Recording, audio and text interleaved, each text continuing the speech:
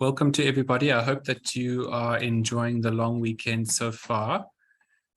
We are meeting off campus today because I was aware that some of you are going to be with your families for the long weekend, and it seemed to make sense for us to be meeting online where you can all be participating.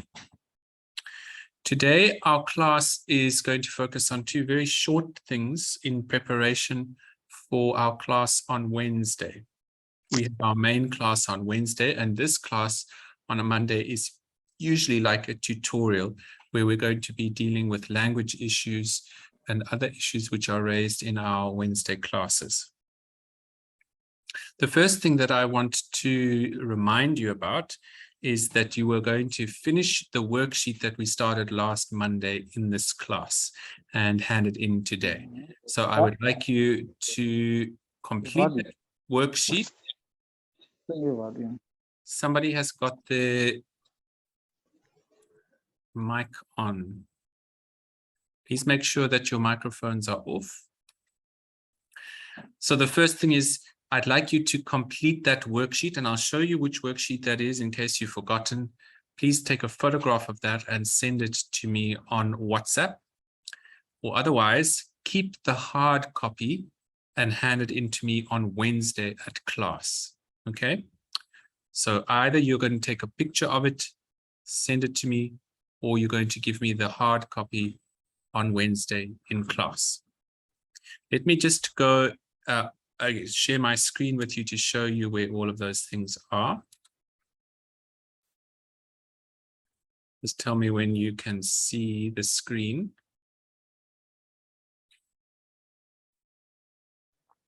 You can see it. Okay, good. Thank you. All right, so here's the Moodle page for English. And this is where we were on week 2, last week, okay? This video is last Monday's lecture. And the quotation and apostrophe worksheet is the worksheet we were working on last week. Now, if you remember, we marked question A in class last week. So I would like you to, if you haven't already done it, to finish with number B and C and D. Okay, so you're finishing B, C, and D. It was due for today. So if you can take a photograph of it and send it to me, otherwise, please bring it with you on Wednesday to class.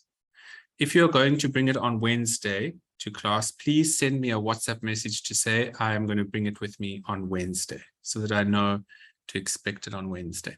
Also, please write your name. If you're going to hand it in as a hard copy, please write your name at the top here or your student number, okay? So that's the first thing that I just want to raise for you today. That's our outstanding work from last week. What I also want to show you from last week, just in case, is the library worksheet. You were working on the library worksheet, and also this link here, which I think might be helpful. So let me just click on the library worksheet. You were working on this. Now let me just... Are you able to see the library worksheet? I don't think so. Hey, you're just seeing the web page.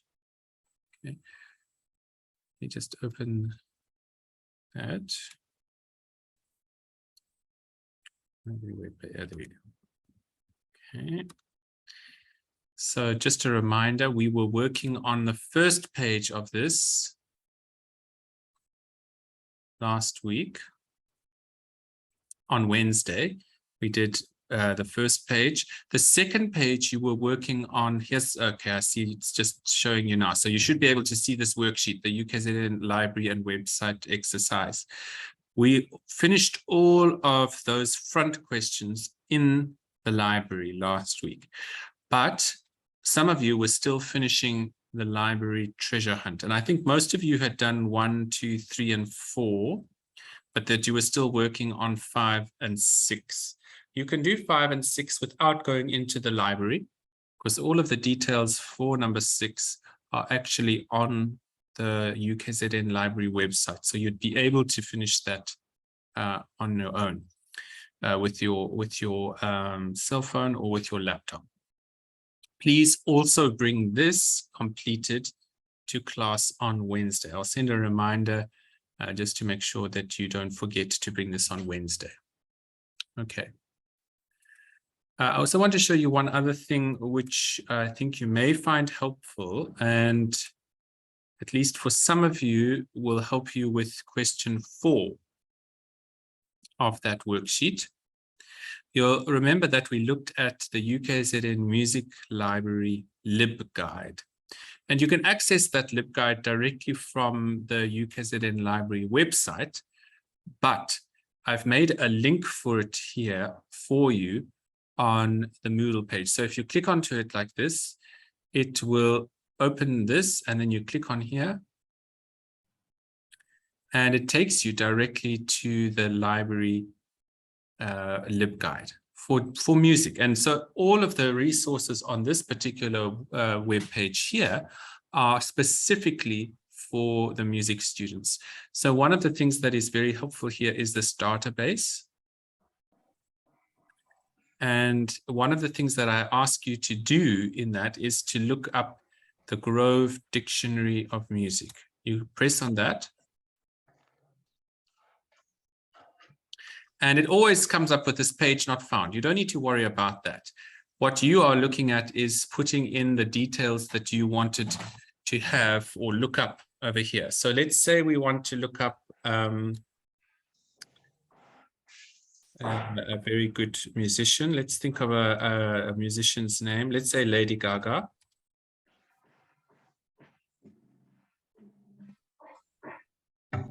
And we wait for it to search. And there you'll see it even has an article on Lady Gaga, okay? By somebody called Meredith Evans. The name underneath the main title of the article is the name of the person who wrote the article, okay?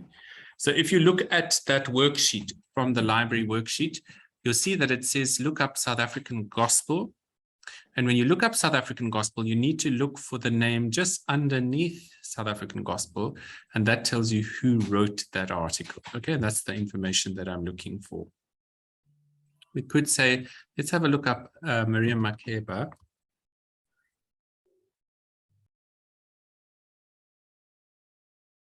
And see what we get, because I think it will probably have an article about her.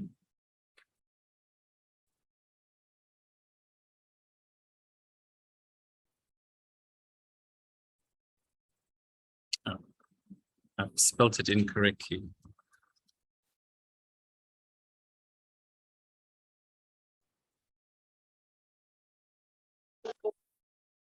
There we go. So here is a little article on Miriam Makeba, and the person who wrote it is Craig Lockhart. Okay, so that gives you an idea of how to use this LibGuide. There are, of course, all sorts of other things on the LibGuide which are helpful. I'll show you some of them. You'll remember that in the library last week, we looked at a section where all of the research by students at UKZN is kept. Those are the people who have done master's degrees and doctoral degrees. And you can find most of those now online. So you can get an e-version of those, okay, by clicking on dissertations and theses. And it says here for paper and electronic UKZN thesis, go to the iCatalog. For electronic ones, you can go to the research space. For all South African theses. So that means from any university in South Africa, and you want to see what master's students and PhD students are writing, you'd be able to find it here. Okay, that's very helpful. Journals. These are the kind of things we were looking at. Remember in the treasure hunt last week, you had to look up a journal called Ethnomusicology. And then you had to say which was the latest version that was in the library. And I think it was 1994, 1995. All the rest of those journals from 1996 forward, you can get online, which means that you can look them up all online and you can access all of their articles online too, which makes life a lot easier for you. Okay. So this is all about music and about all of the things that we need for music. You will find also, let me just show you this. There is a picture of the person who runs our library, Mbongiseni Magagula. So there's the picture of Mbongiseni. You may even have seen him in the library when we were there last week. He sits in that little office at the back, or maybe you saw him or met him. And he is the person to speak to if you are looking for something specific in the library. Okay. Any questions about that so far before we carry on?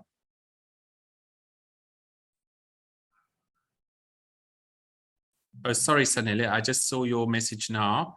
We could have written Luciano Pavarotti into our search just now. Sorry, I didn't see that.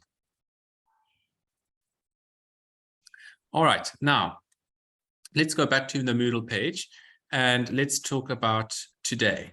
We're on week 3 now, and our topic is going to be reading critically. You've all been reading from last semester already, all of those stories that we read by Nikum Mhlongo, and this week we're going to read another story, the last story that we're going to be having this semester from that author, before we go into some real academic reading. And the exercises that we're going to do this week is making up or asking questions about something that you are reading. So for Wednesday, the first thing is you need to have read the story called Nailed. And you can find Nailed on Moodle. Okay, so you just scroll down a little bit. There is the story over there. If you click on that, it will open the text for you to read. So the first thing is, if you haven't read it by today already, and hopefully you have, because I'm going to go into it just now. If you haven't read it by today, you certainly need to have read it by Wednesday. Okay, because we're going to do a lot of work on this on Wednesday in class.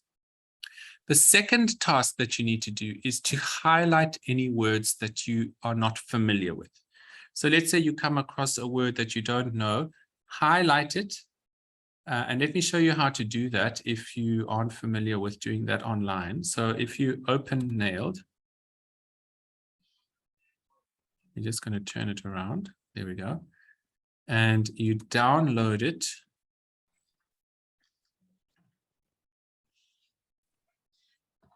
Let's just open it.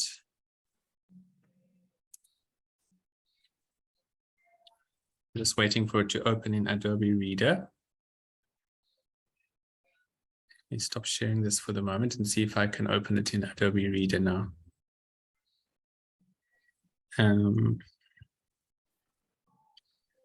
Just find it.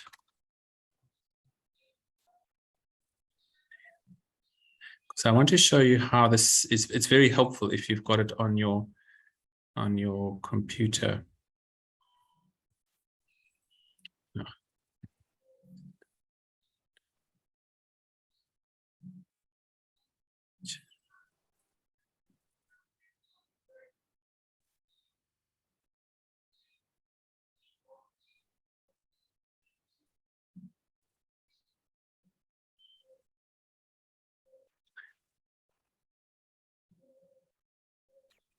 Okay, let me just find it in here and then I'll show you. Okay.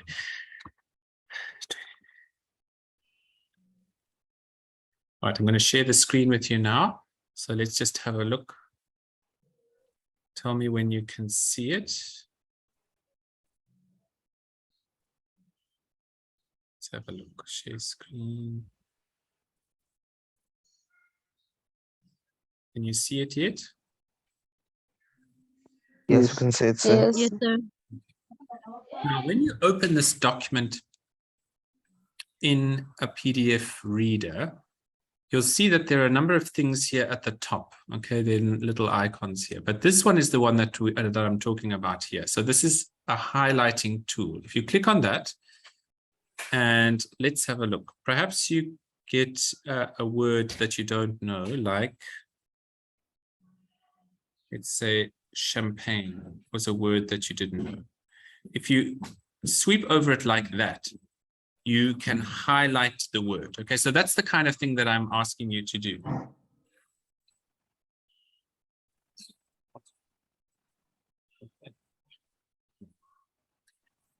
So any word that you are not familiar with, you're going to highlight like that. If you want to, you could print this out and then you could use a proper highlighter, but I think this is probably easier and less expensive. Okay, so that's what I recommend. Then, once you've highlighted the words that you aren't familiar with, I want you to write them down in a list. It doesn't need to be an alphabetical list or anything like that, but just write them down on a list. So you're going to have a piece of paper where you write down the words that you are not familiar with. And you're going to copy them out specifically from the text and make sure that you are spelling them correctly. And then I want you to go onto Google and look up those words. So let's say you didn't know this word champagne. Then I'll show you what we're going to do. You go to, let's open up Google. Let me share that with you. Google. And we type in the word here. Champagne. Oh, let's say meaning. If you write meaning over there. All right, champagne meaning. And it says a white sparkling wine from Champagne. Now, did any of you know, for example, that Champagne is actually a place? It's the name of a town. Did you know that? No. Okay. No. The sparkling wine that we get is actually named after the place where it was first made. Okay, so Champagne is the name of a place, but it's also the name of the drink that we normally drink because that's where they first made that drink. All right. It's quite interesting that, in fact, the name Champagne is only supposed to be used by the people who create champagne in the place Champagne. The rest of us have to call it sparkling wine. So if you make champagne here in South Africa, for example, you can't market it as champagne. It has to be called sparkling wine. But that's just a bit of silly general knowledge. But this is how you look up a word on Google. You write the word and then you write meaning, and it will tell you what the word means. Also, if you click on this little thing here, do you see the little speaker? Watch what happens if I do that. Champagne. It tells you how to pronounce the word, okay, which is quite nice. And it even tells you here, learn to pronounce. So it can tell you how to pronounce the word. Okay, there's a very helpful little tool so that you can work on learning the words, what they mean, and also what they sound like and how to pronounce them. Okay, is everybody all right with that? Yes, sir. Yes. Okay. Yes. So let's just make sure you understand what I'm asking you to do. I want you to make a list of all of the words that you do not know. And there might be lots of words. That's fine. I'm not looking to see how many words you have or how few words you have. It doesn't bother me how many you have, okay? The most important thing is that we learn what words mean. And the more that you know about what words mean, the more you'll be able to understand what the story is really about. And that's the most important part here. Because if you're going to ask questions about something, you obviously need to know what it means. Okay, you can't ask good questions about something if you don't really know what it means. We are asking critical questions, and I'll talk a little bit more about what I mean by critical questions in a minute. All right, so you're going to read the story, you're making a list of all the words, then you're going to look up those words to find what their meanings are, and you're making a list on a page. Write your name on that page because I would like to see that and give some comments on that. So that's for Wednesday, okay? Not tomorrow, but on Wednesday. Then the next thing that I want you to do, and this is very important for class on Wednesday, I want you to make notes about details in the story which seem interesting or weird. So when you are reading the story, look out for things that seem strange. So sometimes you might be reading the story and it gives a description of somebody, what they look like, okay? And often when a story writer is writing descriptions about somebody and what they look like, you often get a feeling for, in your mind, what you think they might look like. But sometimes they have strange things about the person that is just distinct about them.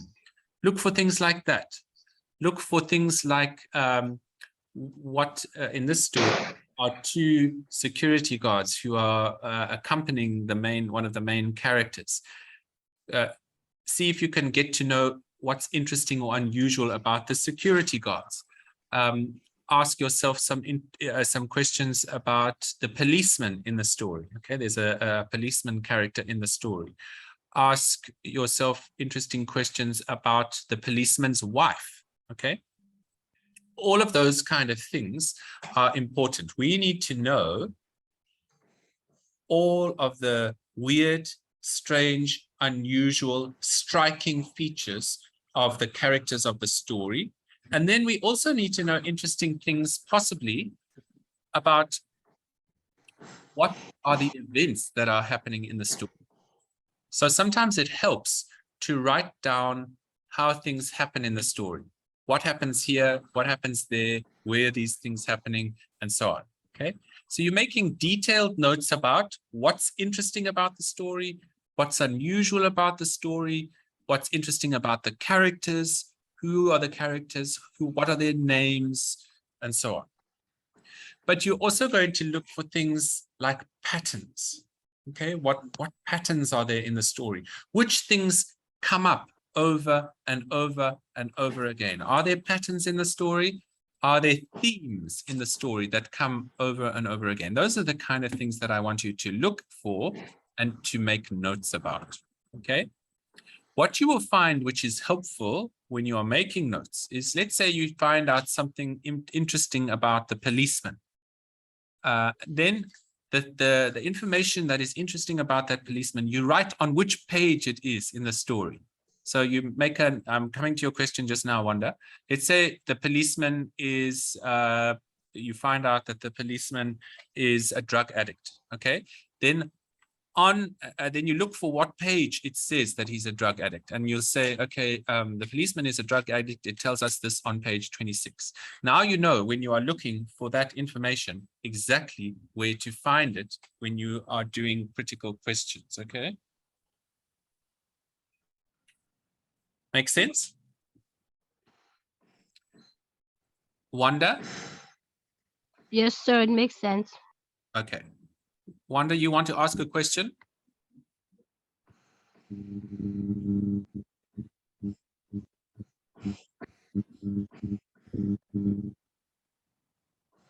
I am not hearing you, I'm afraid. If you can write in the... Can you yes, what you mean by patterns? Okay, just say that again, please. Can you elaborate what you mean by patterns? Okay. Do you remember when we read that story called My Father's Eyes? Do all of you remember that? Yes, I remember. Yes, we do. Sorry, my son is next to me and making a noise. That was what those funny noises were. Okay, so think back to that story. And you may remember that one of the questions in that story was, see how many times the author speaks about eyes. Do you remember that question? Yes. Okay. The reason that I asked that question is because eyes were a very important theme in that story. They kept coming back. Now, when I talk about details or themes in the story or patterns, that's what I'm talking about. What things are coming over and over again in the story? In that story, it was the theme of eyes. That was the pattern, or one of the patterns in the story. Okay. Does that answer your question, Wanda?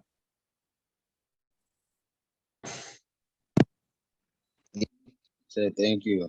Okay, good. All right, so you all understand what I'm asking you to do.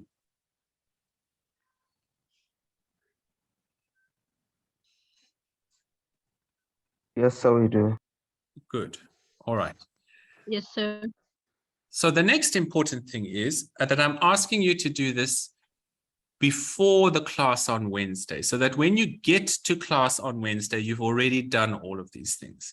Because when we get to class on Wednesday, we're going to start brainstorming about how you're going to do the assessment task. All right. Let me show you what the assessment task is.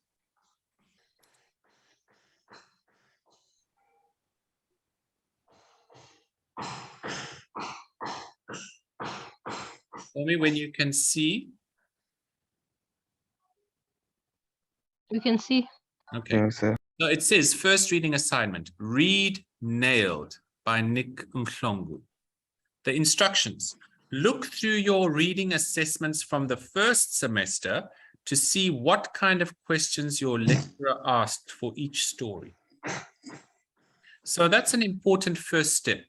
We're going to review all of the questions that we had to answer in the first semester, because the kind of questions that were being asked in the first semester are basic critical questions.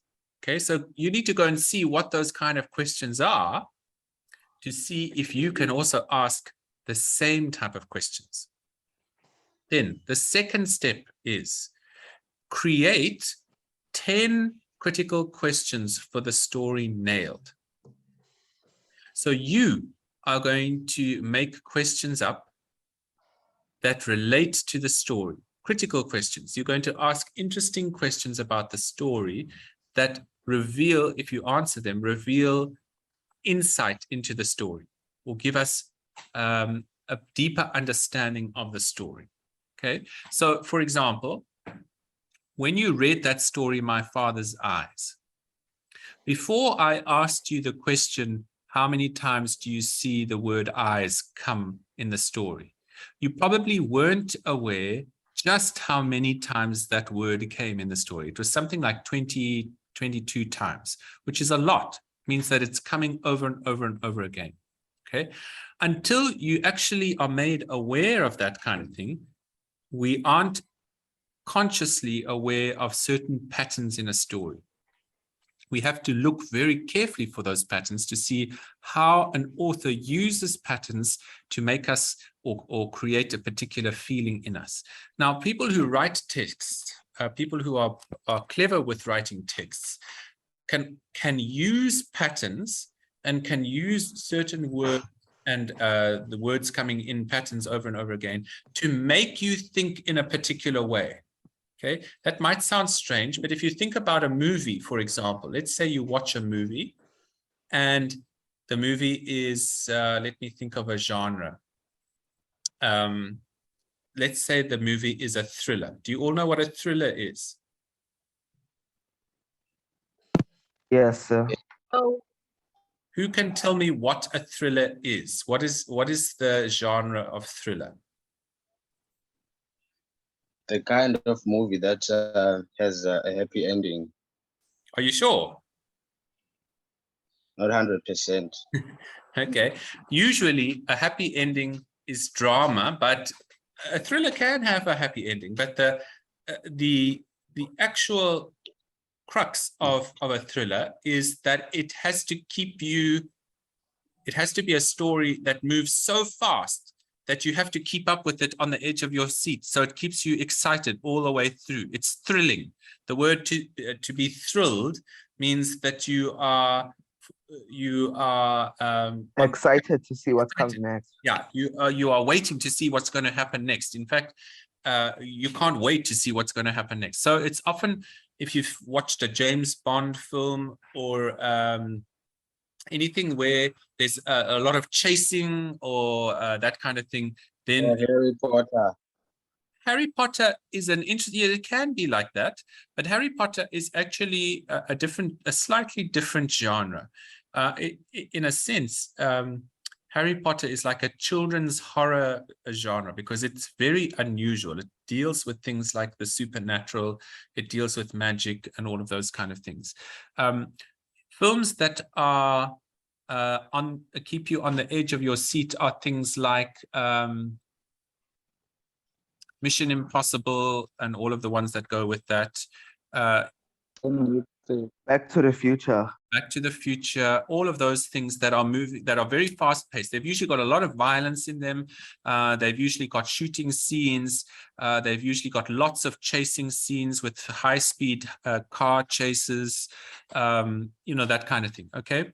Or people getting out of very difficult situations very quickly and having to get there before somebody comes to, shoot them or whatever it is. Okay. So you're always waiting on the edge of your seat because somebody might die at any point and the main character might get hit or whatever. Okay.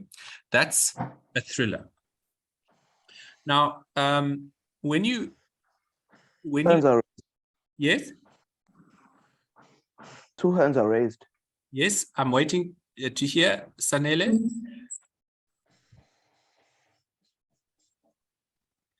Your hand's gone down, Sanele. Is somebody else? You can ask your question.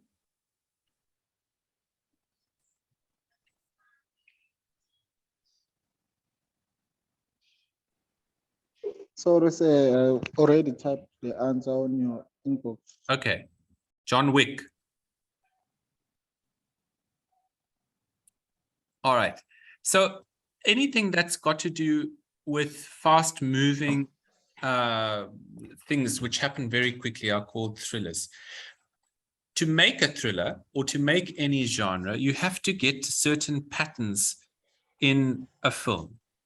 So, for example, all of the things that I've described to you now, where you've got high-speed chases in cars or motorbikes or boats or things exploding while one of the main characters is jumping away from the explosion and manages to survive, or jumping out of a plane while it's still flying high up and it's got a parachute and then lands onto something else. All of those kind of things are characteristic themes of that particular genre. Okay, they're all things that you would expect to see in a thriller. Now, when you're writing down things, you can do the same thing. You use patterns to create an expectation. All right. So many of the stories that we are reading by Nick Mhlongo are actually drama stories. They're about characters who are very real life and who we can identify with or understand and have compassion for or get angry with or that kind of thing. So they try to speak about real life, whereas something like a thriller is very unusual. You wouldn't expect to see those kind of things in real life for the most part, okay? They're a little bit more fantastical. A thing like fantasy is something that is not real at all, okay? If you ever saw Avatar or Avatar 2, those things are not real. That's the imagination of somebody, and they've used the movie element of it to make it look real, but it's not real.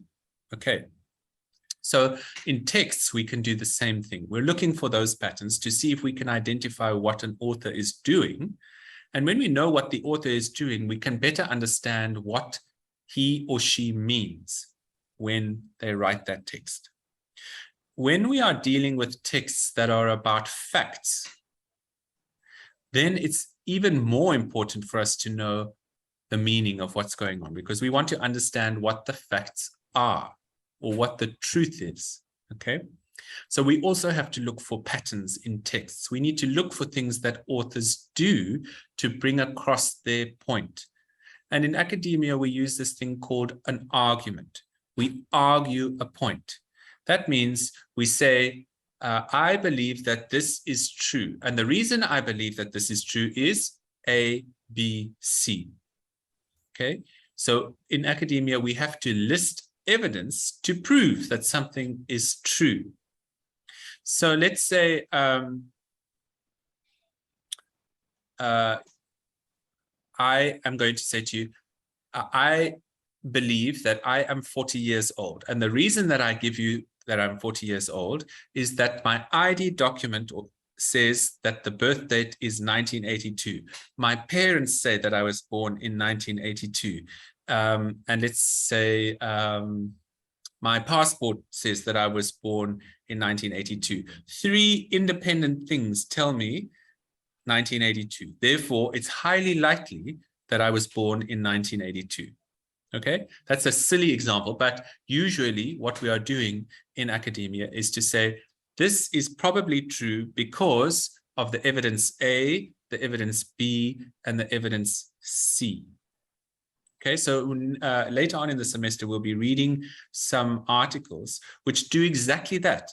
They say, here's some information which I believe is true, and these are the reasons why I think it is true. These are the people I've spoken to. These are the areas that I've been to, so on, so on. And then they tell us why they think it's true. So we have to know what we're looking for when we are in a text. And we also need to say, sometimes when we look at evidence, is the evidence reliable or not? So, for example, we could say of the passport. Remember a few years ago, maybe you're too young to know this, but a few years ago, South African passports had to be redesigned because they were being fraudulently made, and people were getting fraudulent citizenship to South Africa. So they were getting a South African passport and being able to use it to get to other countries, but it wasn't an authentic one. So now if you get a passport, it has a plastic page at the back, which has a little chip in it, which has all of your information and what have you, which you cannot copy. So let's say my passport was the old version of that passport. It didn't have the plastic chip in it. One might be able to say, well, that piece of evidence is not reliable because it could be a fraudulent one. I think we all know that there are people who have fraudulent ID documents, okay? Criminals often use fraudulent ID documents to get away with something. So let's say they want to use your ID number to get a particular grant or whatever it may be. It's usually to get money. They can clone your ID number and they put their picture on it and so on and so forth. So we might be able to say also that an ID document is unreliable evidence. But if two other people, if both of my parents were to agree that I was born in 1982, then you'd have to ask, well, are they a reliable giver of evidence? And then you'd have to look at their past to see, are they people who are generally honest and truthful and so on? Okay. So when we are academics, we are a bit like detectives. We are trying to find out whether the information that we have is true or not. And we have to ask questions about the kind of evidence that is provided to us.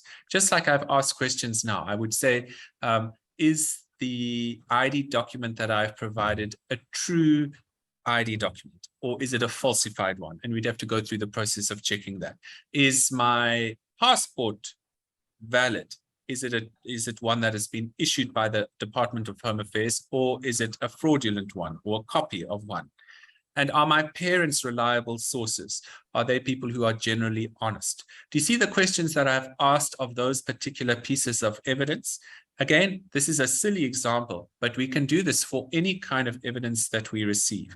And it's the kind of things that lawyers do all the time. They are asking whether evidence is reliable or not in a court of law. Is this making sense so far? Yes, it does. All right. So that's the kind of exercise that you are going to be doing now with the story nailed, which means that you have to know the story very well. So it's not enough just to read it once. And that's why I'm asking you to read by highlighting words that you don't understand, because that means that you're really taking time to read the story carefully. You need to look for all of the details, interesting ones, unusual details, strange things, what is unexpected in the story, what is expected in the story. Do you expect the outcome in the story or not? Do you expect that the people will react in the way that they react? All of those things are important to note down so that you can then begin to work out whether if this story was real, how would you assess it? Okay. Yes, Blessing, I see your hand. So, sir, we're writing like an essay kind of thing. No, you're not going to write an essay. You're going to write a list of 10 questions. Okay. You are the one who is going to make the questions, the critical questions. You're going to imagine now that you are the lecturer and you are setting this story for your students to read, and they have to answer the questions that you are setting. Okay, so you've got to create the 10 questions for them to answer. Are you happy with that so far? Have I made myself clear? Yes, sir. Thanks. All right. That's point number 2. Point number 3 in the instructions, it says provide answers in full sentences for each of your critical questions. So you design the question and then you give the model answer. Do you remember last semester, I often gave you something called model answers. So I gave you the question and then I gave you the answer that I was expecting. Do you remember that? Yes, sir. Okay, that's what I'm asking you to produce for this particular assessment. You're going to provide the question, and then you're going to give the answer for that question. And you'll see that 4 says, where possible, write the answers for your questions in your own words and include the page numbers where the answers for each of your questions is found. That's why when I was saying making notes, when you are making notes about your story or about reading the story, make a note of where in the story you find these interesting things. If you find, for example, as I said before, that the policeman is a drug addict, and you find that on page 62, right? The policeman is a drug addict, page 62. Then if you want to say, let's say you have a critical question, then you'll say, what addiction does the policeman suffer from? Include your page number or include the page number where you find this answer. Your answer will be the policeman is a drug addict and he is addicted to heroin, for example. And I find this on page 62. Okay, so you're doing both of these things. You are providing the question and then you are providing the answer. Okay. Yes, sir. All right. Then number 6, and this is important, the format should be as follows. Type the question, leave a blank line, then provide your answer. So you write the question, you leave a blank line, then you provide the answer. Okay? Sir. Good. Is Blessing the only one who understands what's going on here? Because he's the only one who's answering. I also understand, sir. Good. We understand. Good. Yes. Sina Temba, you're saying, can you write on a page? You mean, do you want to write by hand instead of on the computer?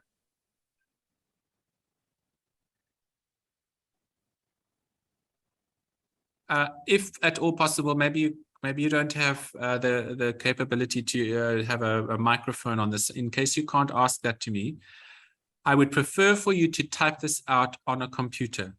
Okay, since you are now back on campus full-time, I would prefer for you to be using a computer. And the reason is you need to get used to using a computer and typing these things out. Okay, so I would prefer for you to be doing your work on a computer, a word processor, either on a LAN, one of the LANs, or sometimes you'd be able to go up to our music library. You can use a computer there. Okay. Does that answer your question? I hope it does. All right. We've got 1 minute left, and then we're going to call it a day. So on Wednesday, please make sure that you've read the story. You have with you a list of words that you didn't understand with a brief. You don't need to give a long explanation of what it means, just a very short explanation of what it means. Okay. That's on a separate piece of paper with your name. The second thing you're going to bring with you is your completed worksheet. If you are not going to take a photograph of it and send it to me through WhatsApp. Okay. If you don't want to send it to me through WhatsApp, then bring it with you on Wednesday as a hard copy.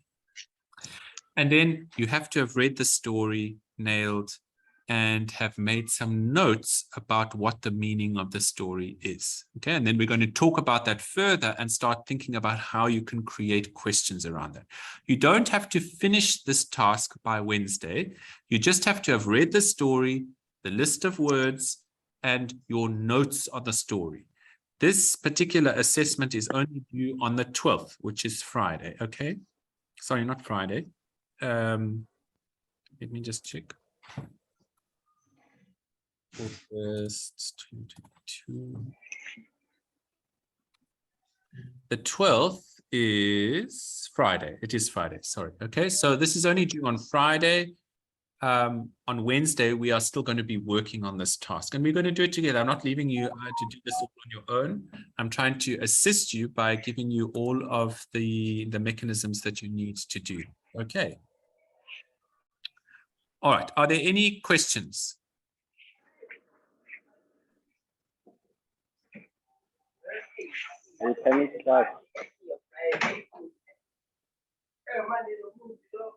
Okay, it doesn't sound like there are any questions. This lecture is recorded and I will put it up onto Moodle later today. So if you want to go over anything again, you are welcome to do so. Okay.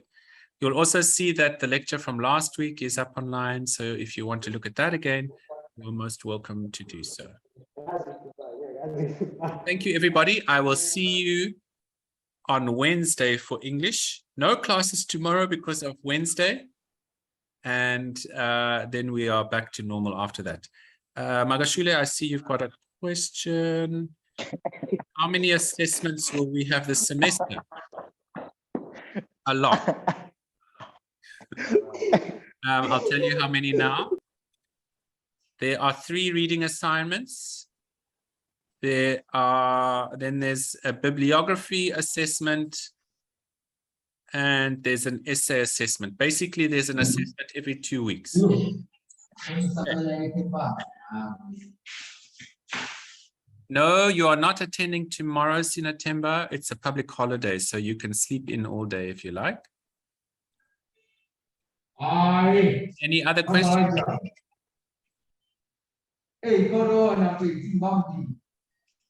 Who's speaking about Corona?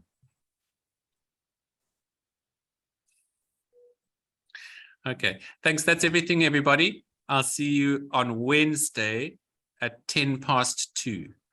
2:10 on Wednesday for a live class. There won't be an online class on Wednesday. All right. Thanks, everybody. Have a good afternoon.